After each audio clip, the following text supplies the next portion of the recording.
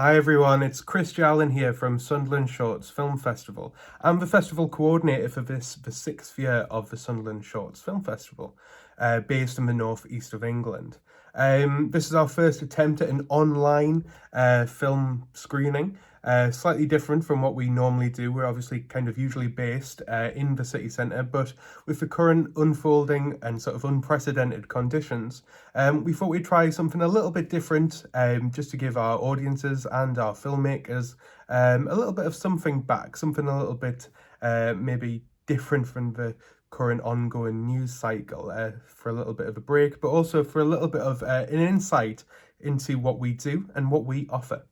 Sunderland Shorts is all about bringing local, national and international talent to the North East and giving it a platform to have those pieces of work shown in the sort of environment that they deserve and with the recognition that these filmmakers deserve to get.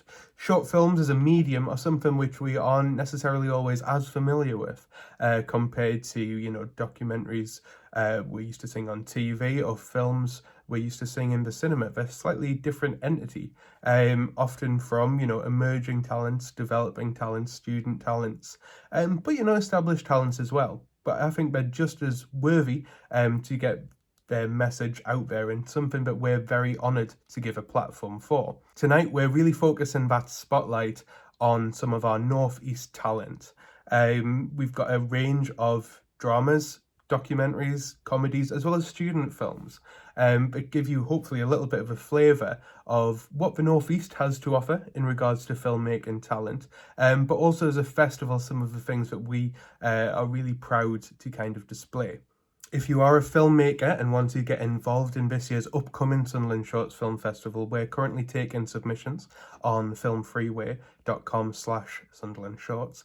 And at the minute, if you get involved, you'll actually be able to take advantage of our early bird pricing and get a bit of a discount that way. Previous filmmakers who may be watching this, hello, first off, but you will also be entitled to an alumni discount, and any film students who are watching, you'll be able to take advantage of a discount as well.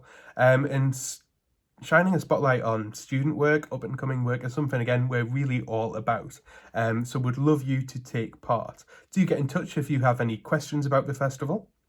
Again, across our social media channels, on Facebook, on Instagram, on Twitter, and we'd love to help you out and hopefully get you shown at Sunderland Shorts later this year.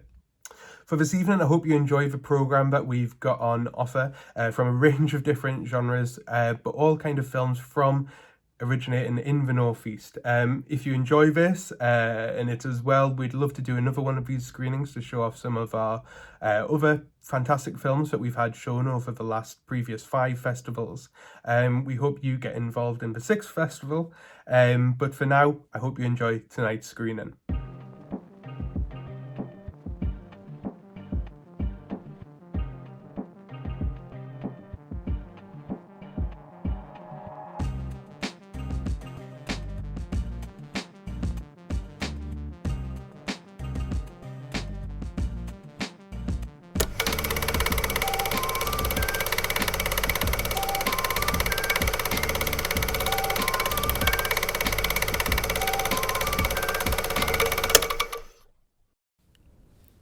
I'm sorry, Mr. Reed, but your mum passed away about an hour ago. Would you like to see her?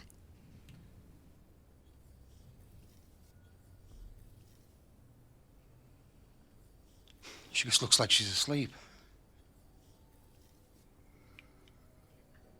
She's definitely dead, isn't she? Yeah.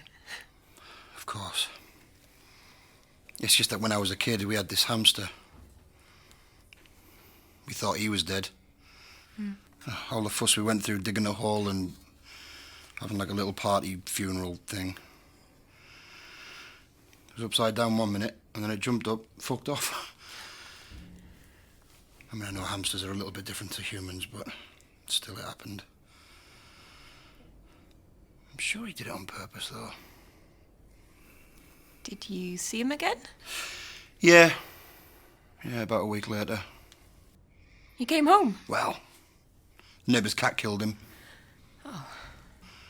And then the kids had put a rubber band round his head and battery up his arse. Kids in our area. Bastards. Right, well, look, it's really busy here tonight. Yeah, sure. Take as long as you need. Yeah, go on. Get yourself off. Oh, your sister called. She's on her way in. Great.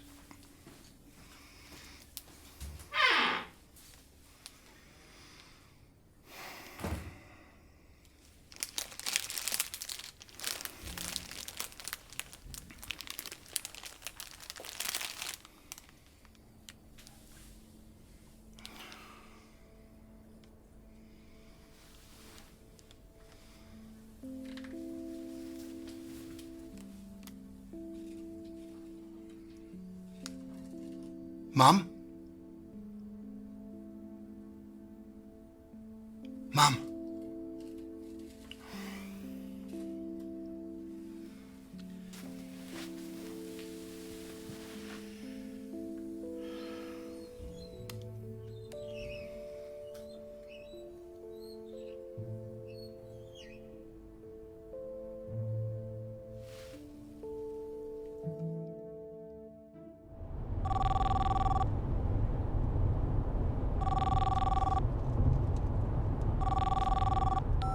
Hello? Hi, is that Sam? Speaking. Sam, it's Nurse Dawson at the RVI. It's about your mother. The doctor's already called. It's not that. It's just... It looks like your brother's left. With your mother.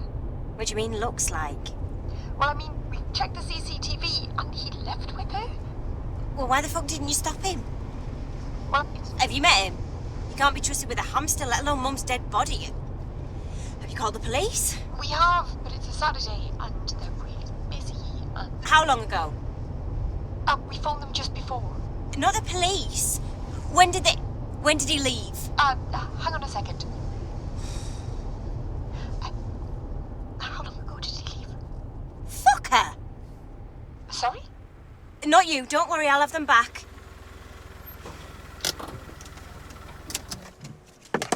Ben! Ben!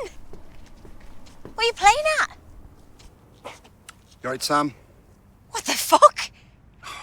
It's all they had at the 24-hour garage, alright? Don't be a cock. They've already called the police. Do you think I care?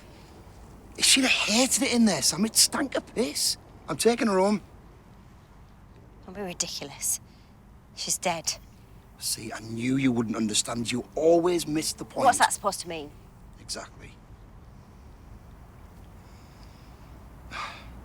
Do you remember when we went to Metroland with Mum? Yeah.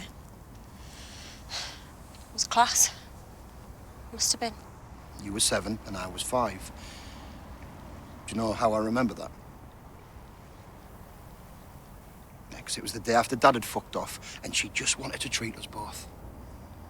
You went on the dodgems, remember? I was too little, so I had to go on the merry-go-round. There's nothing wrong with a merry-go-round. Ah, but it did take forever to go around, though. I mean, it was the most amazing feeling of excitement. The music was deafening, and I was riding this big fucking white horse. But every time it came around, I seen Mum. Stood there in floods of tears. Uncontrollable tears, and I couldn't do anything about it. Imagine it. Excitement. Mum in tears. Excitement. Tears, and on, and then just past Mum, spotted you. Having the time of your fucking life on the dodgems. Just remember the dodgems. And that's my point. Some people get to enjoy the dodgems, Sam, whilst others have to stand around and watch the pain come round each time. Ugh. I don't know, it sounds fucking daft now.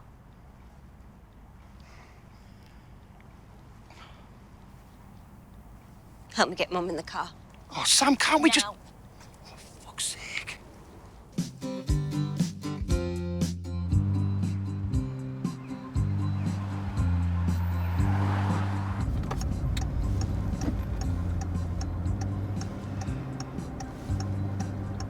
Why are you indicating left?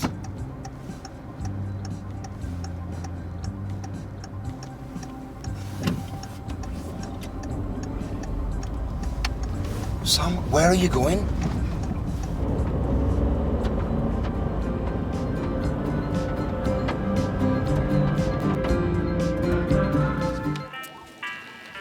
God, it hasn't changed at all. Yeah, it's not a good thing. Hasn't aged well. You know, we came here before that. With Mum and Dad. You were only little. Mum really wanted to ride the pirate ship. She did fucking love pirates, didn't she, yeah? She's just scared of heights. Exactly. Although we didn't know that at the time. Anyway, just as the ride's about to start, you start to freak out. So then she starts to freak out. I mean, she was going fucking mental. Crying, screaming, swearing. And then you start to cry. So they had to take us off the ride. But Dad, he stayed on. And we watched Dad swinging back and forth, having the time of his life. Mum was having one of them panic attacks. You know what I realised that day in that moment? Our dad was a fucking twat. Should have been us on that pirate ship and him stood there. Mum was a fucking tit rifle. We're gonna do something we should have done a long time ago. Come on. Oh, this is fucking mental. No, that's fucking mental.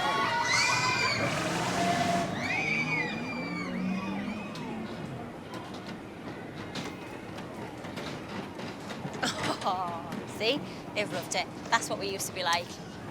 I'm sorry, there's no balloons on the sugar boat, so I'll have those until you're off the ride. Thanks very much. Shit, Jobsworth. Act calm. Hello, love. Are you able to get up out the wheelchair?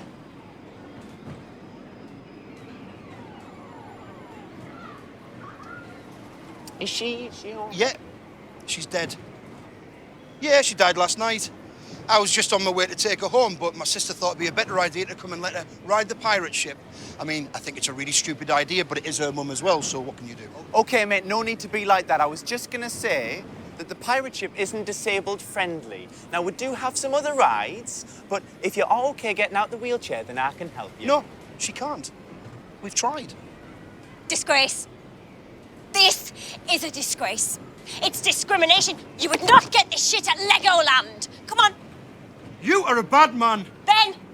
Bad man. Ben.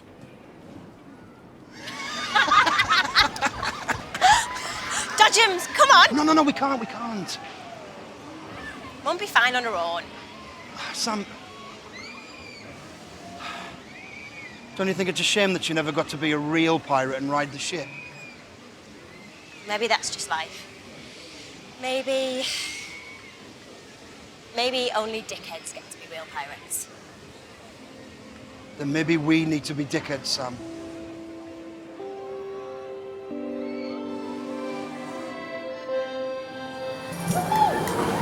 Give him the money, Sam.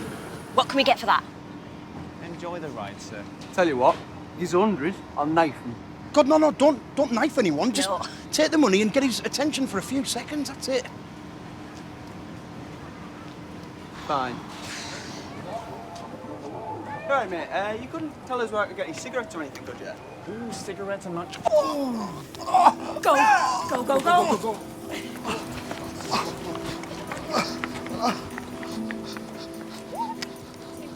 We have a code 5 at the pirate ship. I repeat, a code 5!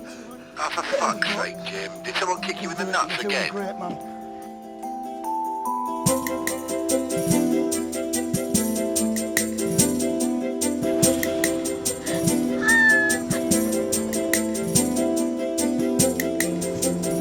Put your hand on over, right? You can see. Oh.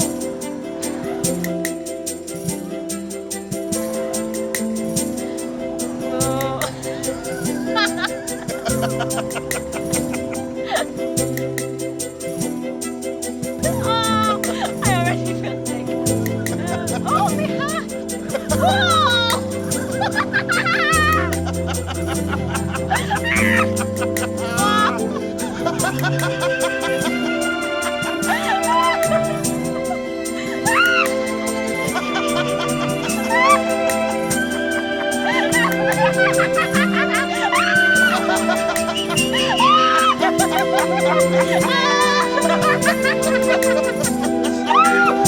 God, I hate it!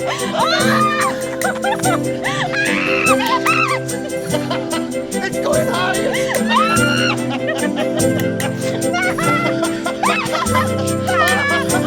Oh, God! Stop it! I love you!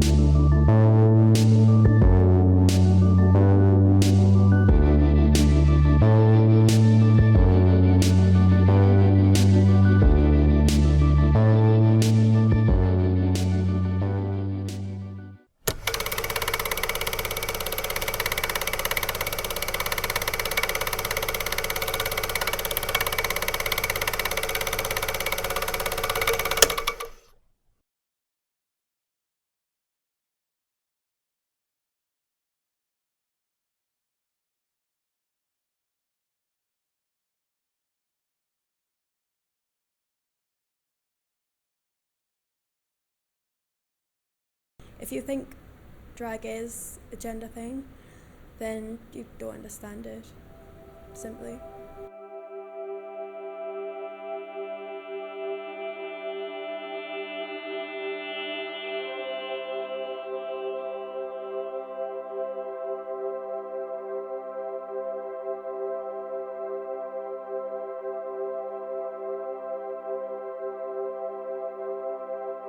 I've always had a problem with the term folk queen. It implies that our drag isn't as valid as a male drag queen's. People need to look at us as characters and performers, like you would any queen, and not just as a girl with a wig on and excessive makeup.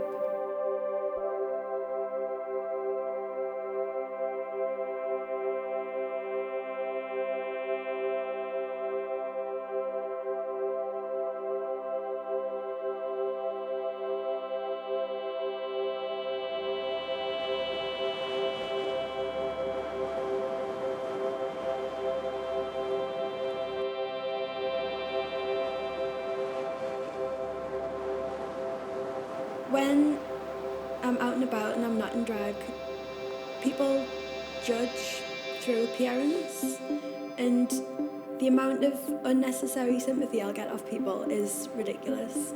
Whereas when I am in drag, nobody would dare say anything like that to Venus. I wouldn't let them.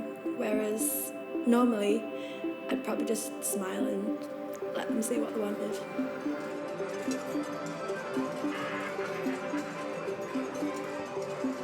I think of my drag as kind of a big fuck you to everyone.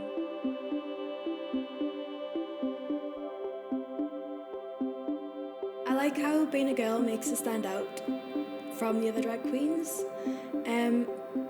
I've always been different from people, and even when I do fit in somewhere, I still stand out.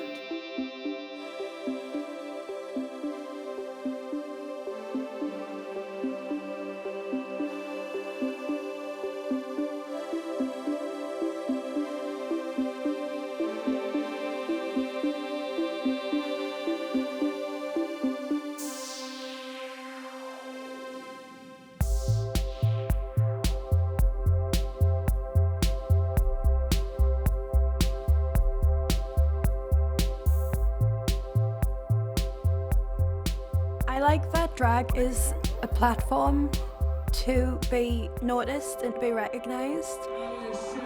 I like that when you're on stage, you command attention. As a girl, it's really easy to be ignored and not be taken seriously. Whereas when you're on stage, people have to watch what you're doing and the entire focus is on you. And that's a really empowering feeling to have. When I perform, I feel powerful. I feel like I can be 100% who I want to be. I don't have to hold anything back.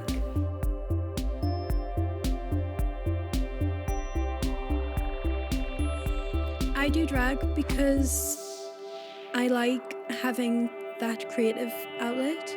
It lets you be whatever kind of person you want to be, and it lets you completely change how other people see you. And what I'd like to get out of my drag is that I'd like to influence people and maybe show people who aren't that confident or who don't fit in that they can do whatever they want, and that I'm an example of that.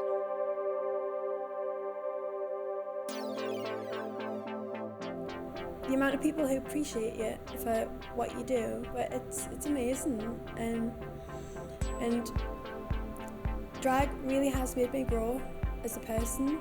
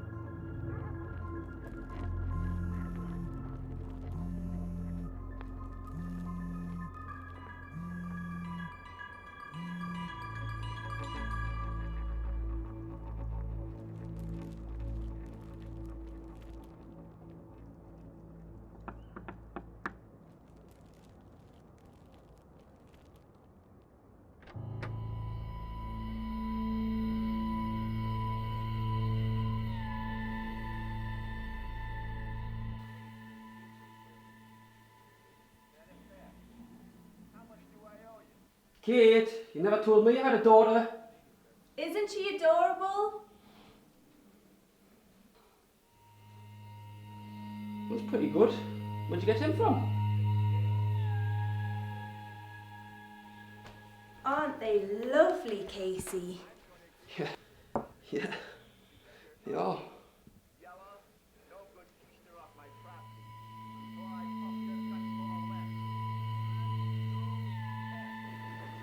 I was just admiring Casey's doll.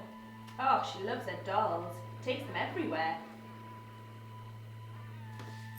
Oh, that must be the babysitter.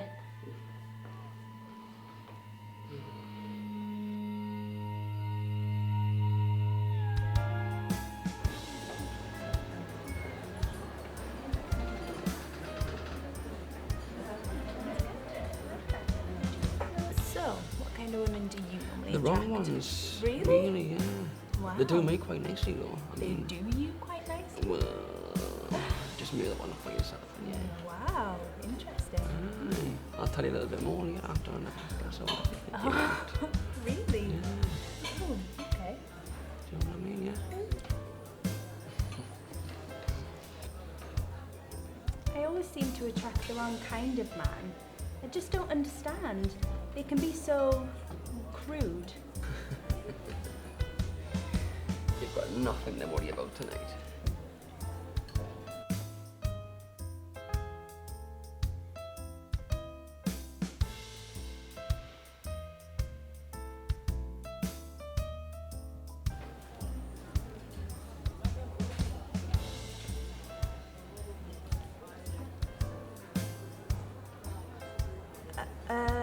Do you eat out often?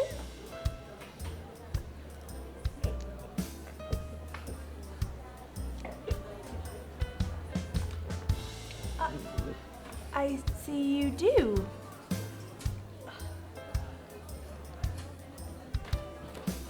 Thanks for telling Bolognese. Oh, thank you.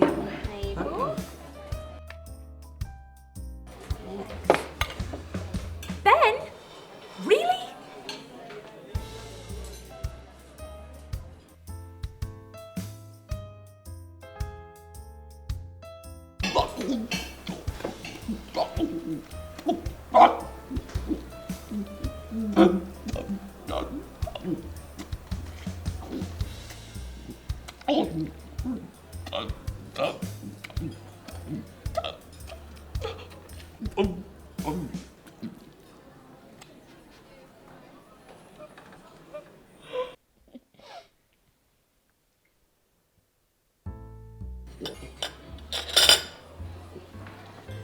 I'm so sorry about that, kid.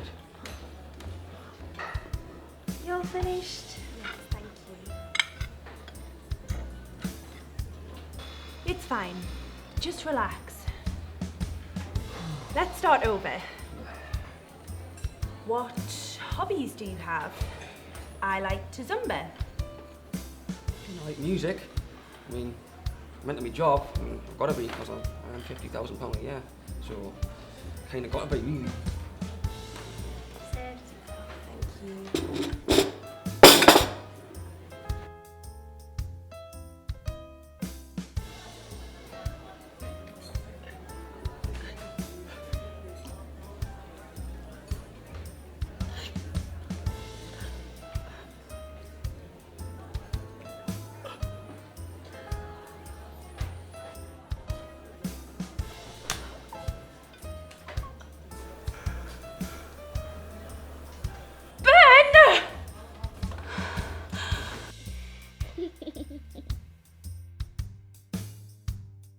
I'm so sorry.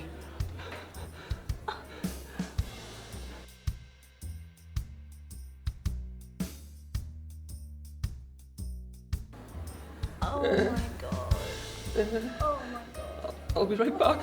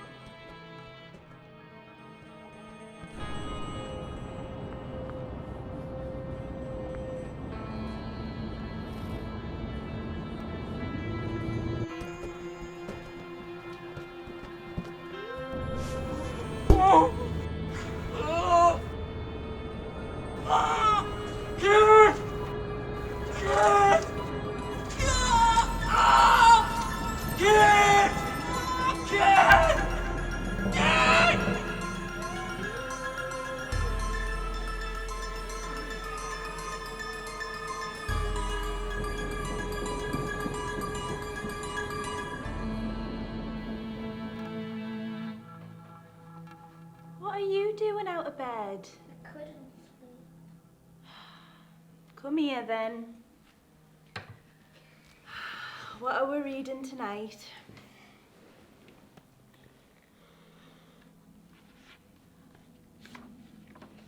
What about... This one. Okay. Hey diddle diddle, the cat and the fiddle, the cow jumped over the moon. The little dog laughed to see such sport, and the dish ran away with the spoon.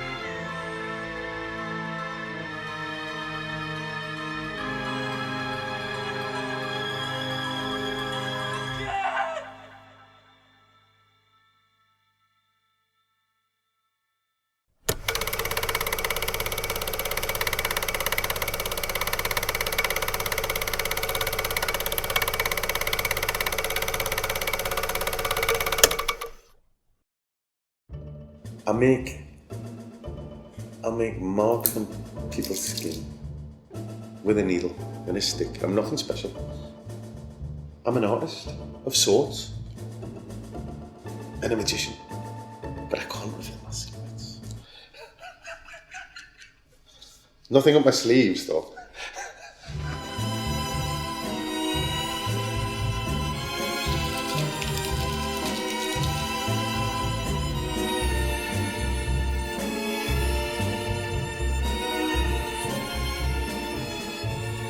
I'm obsessed with the dots. The dots are my life. I make work from dots, like painting a picture out of grains of sand, and I like that you can break it down to the single pixel, you know, that it could all fall like a deck of cards, but it doesn't because it's in the skin. So I don't know, I'm obsessed with the dots. The dots are my life.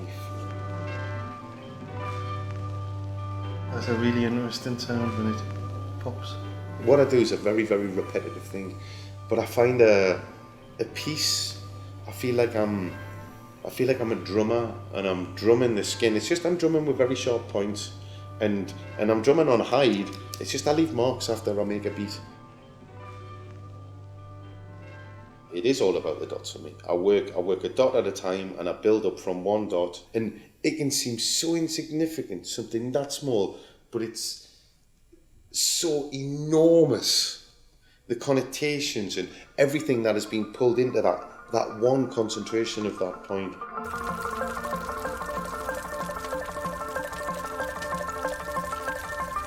It's such a life-changing thing. It's such a full-on responsibility as well, and I don't take this responsibility lightly. I still see it. It's one of our oldest rituals, and I still believe in the magic of this ritual. It's a very sacred thing. It's a very powerful magic.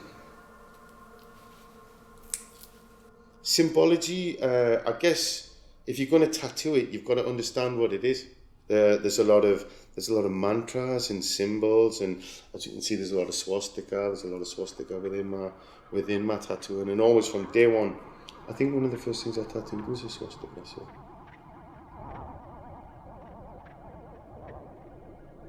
It was the book Modern Primitives and discovering man, woman in Modern Primitives that made me aware of the swastika as a universal, the most universal sacred mark that existed to man. It's a religious mark, you see it, especially in the context of Buddhism. We see it as the Srivatsa on the Buddha's chest, you know. It was already a Buddhist sign before it became a Nazi sign. And it's very clear the difference between what's a fascist mark and what isn't, you know. And I have lots of big swastikas on me, and they're not hidden, you know. Even this on my face actually says swastika, even though it's in a Tibetan script. I prefer black and white. I don't draw in colour. I translate everything into dots. If I had to then think about translating that into colour, I think my head would explode. Being tattooed is like a reclamation of self. And we can be as selfish as we want, man. This is ours. We can do whatever the fuck we want with it, you know? And there's no one who can say, you're doing it wrong, or they can, but at the end of the day, my body, my decision, these are my work clothes, you know? This is my work outfit. I stand by what I do. It's a discipline to get it right. But I believe if you're going to do something well, you should dedicate yourself to it. And I'm obsessive. I'll never be happy. And every piece of art, even though it's a nice piece of art, it's not perfect. And I think the day I make that perfect tattoo, that's it, man, I'll give up. I'll go, okay, I've done it. I hope I never reach that though. And I hope it is an unattainable thing.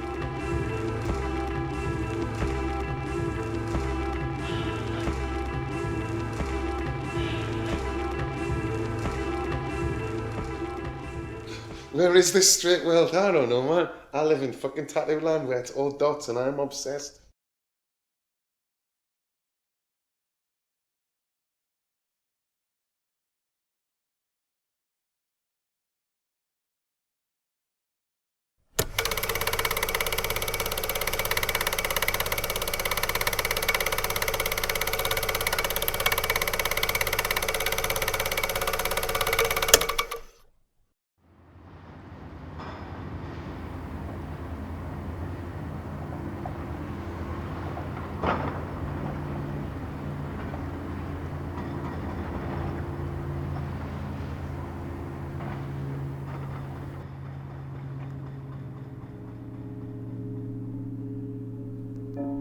A spire rises out of the river. Steel cables moored to the banks. Concrete foundations anchored in the riverbed. Waves ripple on the water.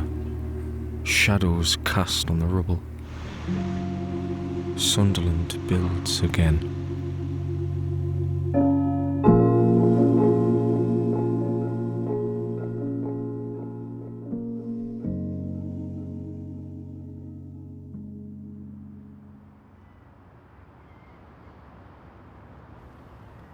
A thick silt lies on the riverbed. The smell of salt drifts in the air. A silence descended over the river.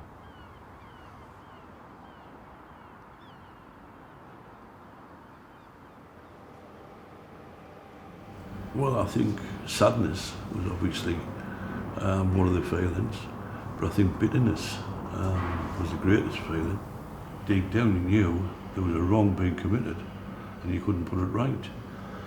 We tried, the world workforce tried, they stayed together, they were very strong, but at the end of the day when you're fighting the establishment and the government, then it's very, very difficult if not impossible.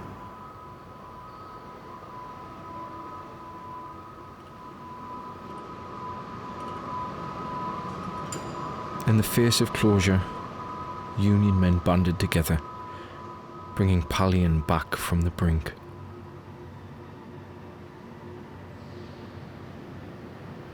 Five remain. Well, I thought it was a disgrace, really, like. It was just political, to shut out. Maggie Thatcher wanted shutting down, that was it. Same as the pits. She wanted to kill the unions, And that's what you got.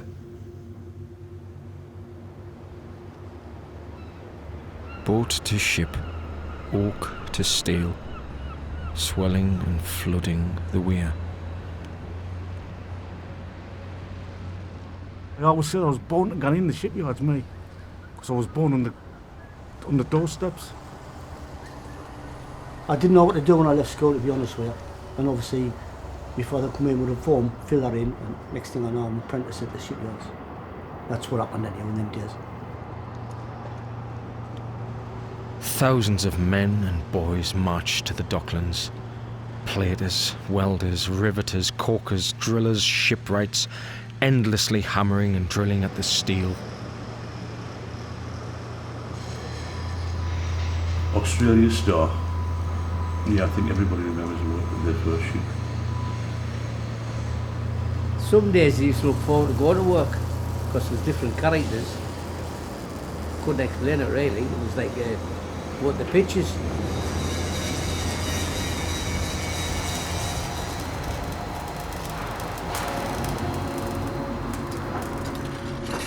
Fathers and sons labour, calloused and weathered, gazing back in awe. It's excitement. It was like when you first go into the shipyard and you've never experienced anything like that before, experienced a launch before, you just wonder, wow, how on earth? 1988. Thatcher closed the last yard. Sunderland has been murdered today.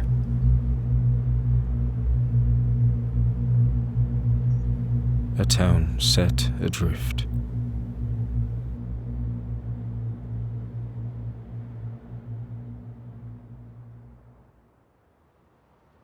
From the age of 15, from being a boy for 24 years, didn't know anything else. Didn't know what was outside of the shipyard.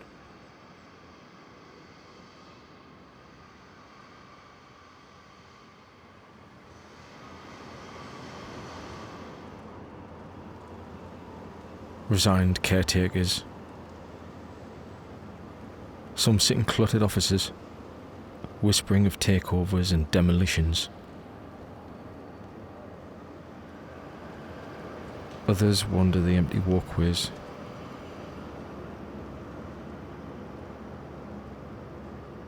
Tinkering with mechanisms, watching time pass.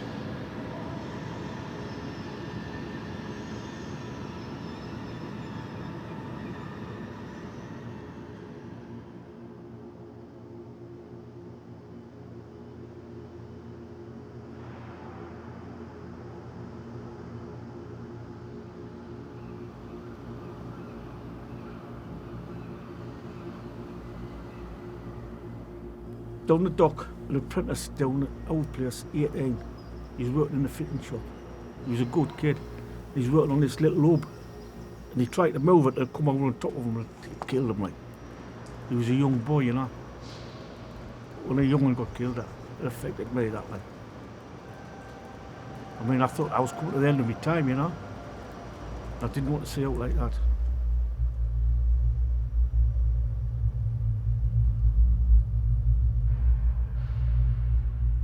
Pallion remains, quiet and still. A ship will never be built here again.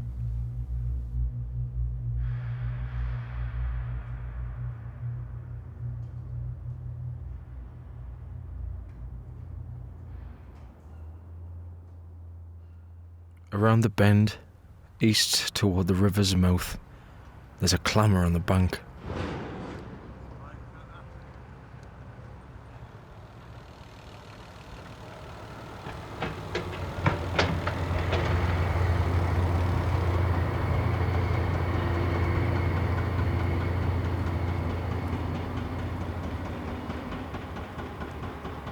Noise echoes. Light leaks.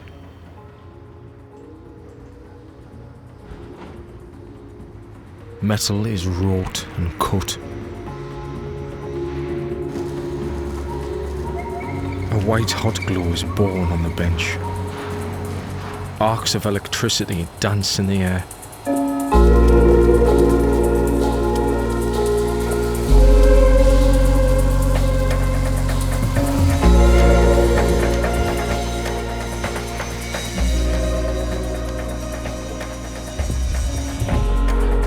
Men glimpse from behind their masks.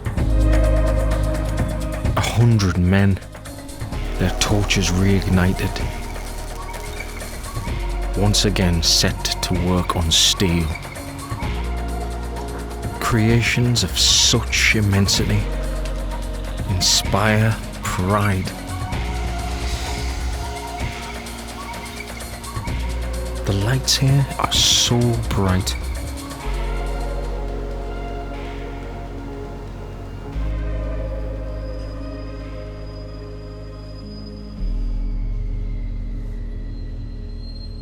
Few get to work amidst the glare. The noise from the warehouse does not reach far. Sunderland remains a quieted town.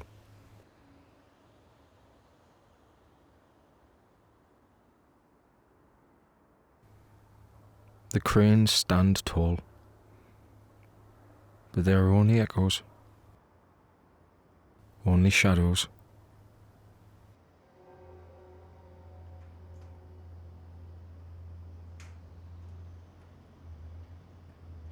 The river still flows, but the tide has ebbed. Nobody watches from the banks.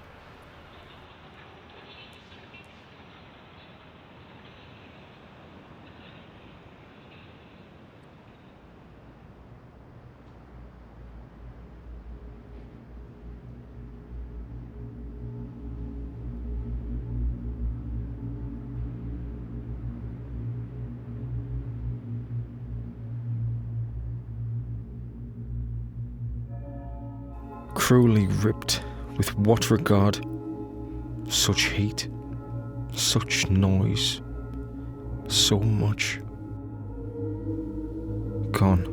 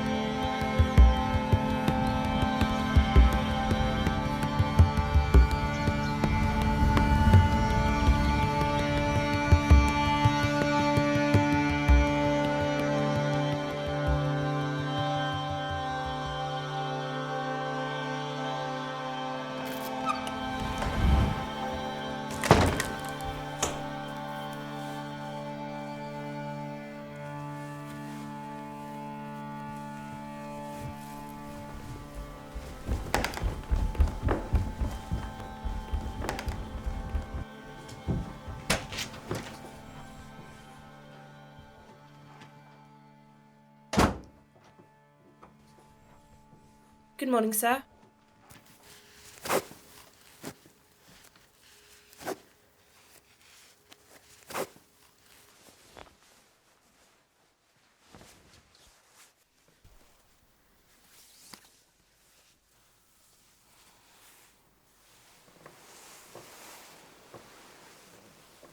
Thank you.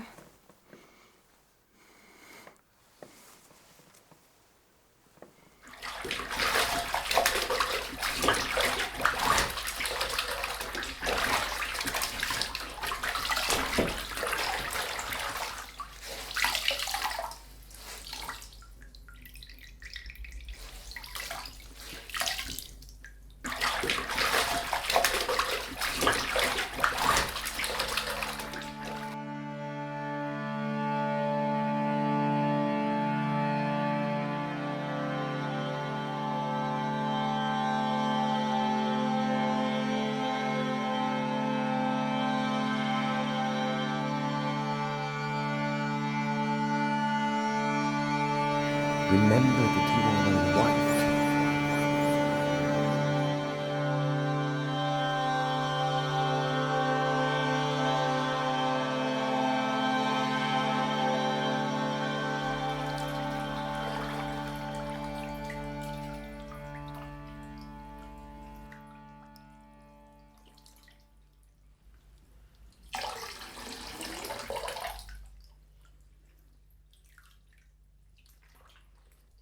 I can't.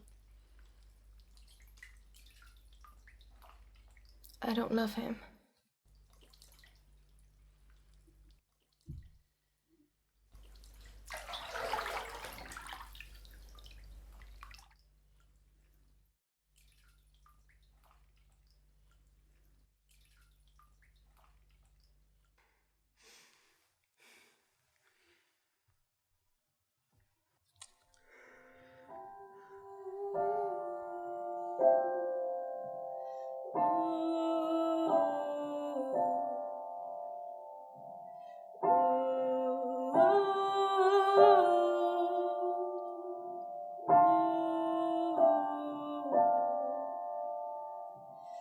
Say your prayers, soft and sweet.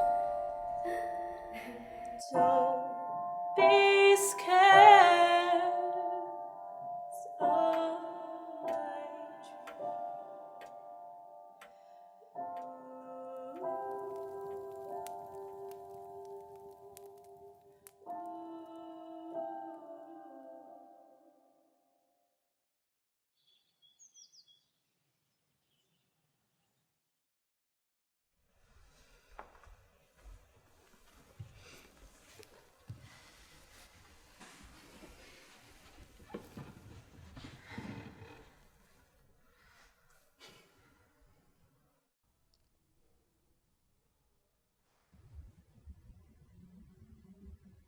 You are happy, aren't you? Why do you ask that when you know the answer?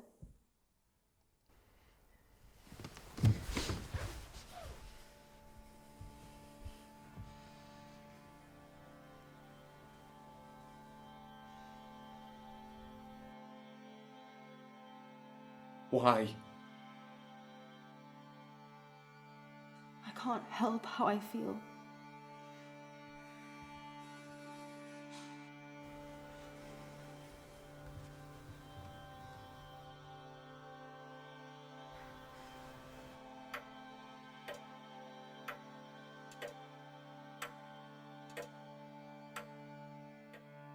We have to leave together. I can't leave. Where would I go? If he sends me away, imagine what he'll do to you. You have to come. I can't do this alone, please, Mina.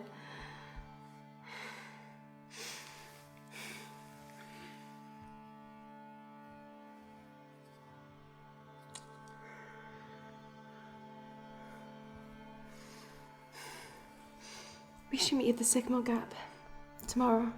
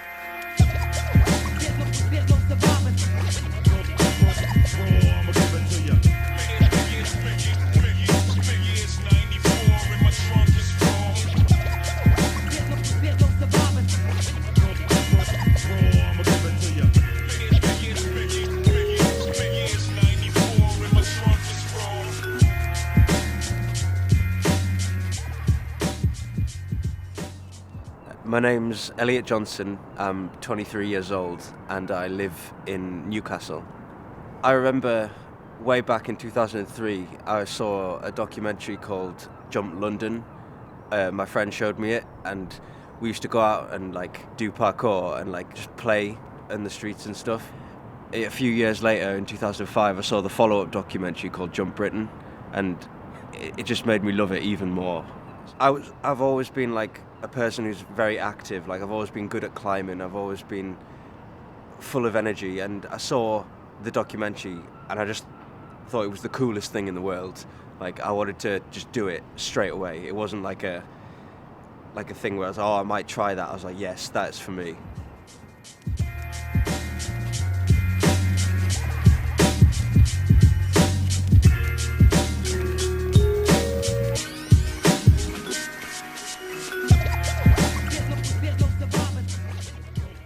Hello, my name is Stephen Walker. I'm from Johannesburg, South Africa. I got into parkour through a variety of different ways. First one, I went and met a friend down in London, and this was back in like 2008, maybe a little bit earlier. We just jumped for fun. I only when I got back to South Africa did I pursue and look at what it was actually called, and I found an organization called PK Josie, which is Parkour Johannesburg. We went and we trained and I met them. So starting from ground level, you already had a set number of guys who were very good and let's say like well-rounded practitioners, and I continued from that. Newcastle parkour, it's a lot newer, right? It's younger. In terms of the people training in South Africa, we had people who were a lot older. They had been doing it for a lot longer.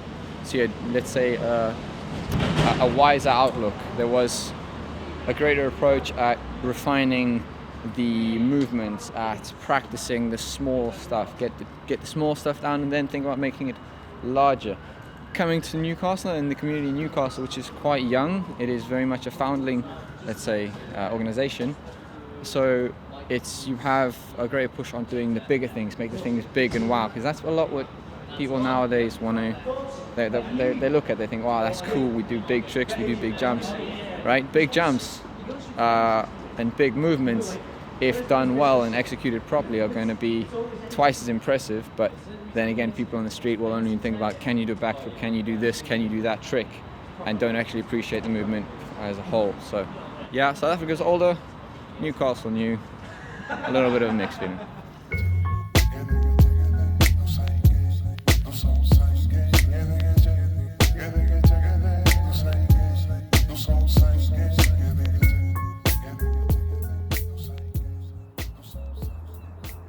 The community side of it, everybody, the whole philosophy behind it is that everybody's like really inclusive and that we all train together, and it's made me like be a more positive, outgoing person, definitely. My name's Connor, I'm from Newcastle. I got into the Newcastle parkour community just through my friend Craig, who got me involved, and just been training since, basically. Long story short, I used to do a different sport and I was terrible at it, so decided to research something else, which was parkour and freerunning, and I found out that my old friend from primary school used to do it as well. So basically met him, got into it, and I've been training now for 8 years. I met Elliot in France. We've got an old timer. When you were going down the stairs, we're alone down there. So it's always happened. We're not allowed down here. So what's just happened is we've had a member of the security team come over and just tell us we have to move on. It was like a perfectly pleasant interaction. It doesn't happen often, but it will happen from time to time. Like you'll get security or a member of the public come up and say, this is private property, you can't be doing jumps and stuff here, because if you hurt yourselves, we're the ones who are liable and stuff like that. Just, they're only doing their jobs, and like they're polite to us and we're polite back, and they understand, so it's normally a very pleasant interaction. It's really important to present yourself like well to people who ask questions, or say if someone does come try and move you on, you be like as polite and respectful as possible, and then hopefully they'll treat you in the same manner. Just like a basic human interaction, polite, and then you'll get reciprocated that politeness.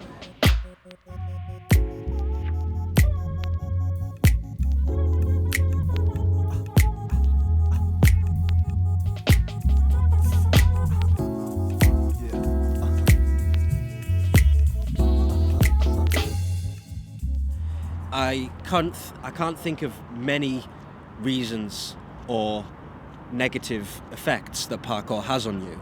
It's also very good for your mental strength as well, because a lot of challenges you'll struggle to do in your mind. You'll think, oh, that's scary. But then you start small and you build up and you build up, and then you're able to complete that task. And then that's such a bonus for you. You feel such a good rush from completing the task. So that's mental and physical. Like, there's not many sports which give you all that rush at once, and it's such an overlooked fact about parkour. Nobody realises that it does, what the good it does for you.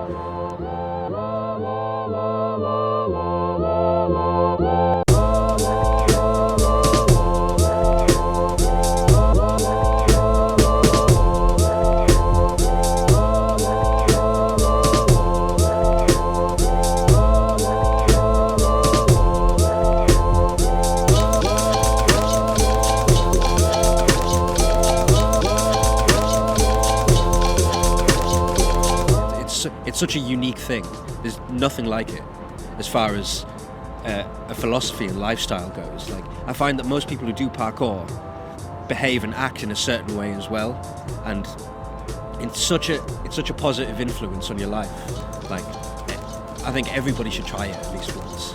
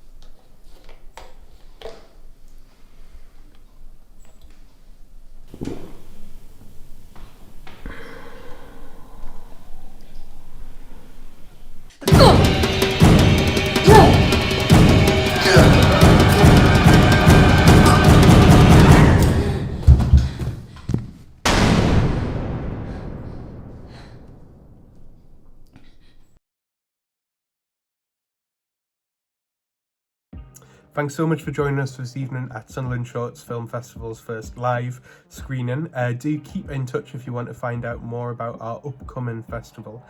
Do get involved if you're a filmmaker at filmfreeway.com/Sunderland Shorts. You can find the full terms and conditions and rules for the festival there. Do get in touch if you've got any more questions about the festival in general though. I've been Christy Allen, the festival coordinator for Sunderland Shorts. Thanks so much again for joining us, and we hope to see you again really soon. Thanks.